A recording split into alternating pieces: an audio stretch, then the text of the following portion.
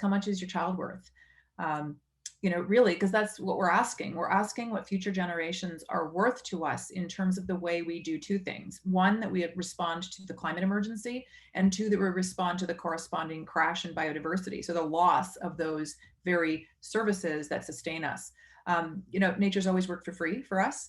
And so I feel like this is the moment where we can start to say, what is the future generation's merit or worth rather in connecting to those infrastructures? What can we do to provide, let's say, amplify those services that are already there, that are to a large extent hidden in plain sight or discounted by our existing economic processes? And I feel that for me, at least, my work is better positioned at trying to show those benefits so that they're an obvious need and a desire for citizens themselves to kind of claim that space and advocate for them. Certainly there's merit in monetizing some services. It's not where I place my energy. It has to do more, I would say, with this, let's call it the public storytelling, the education inspiration side of things, where people themselves pick that up and demand it of their politicians.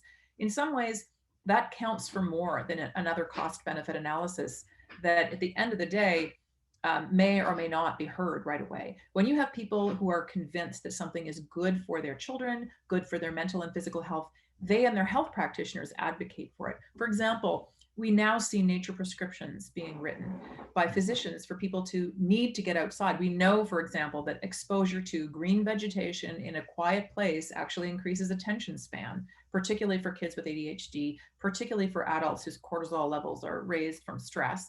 So there are lots of those benefits that, rather than being monetized specifically, they're connected to health improvement outcomes.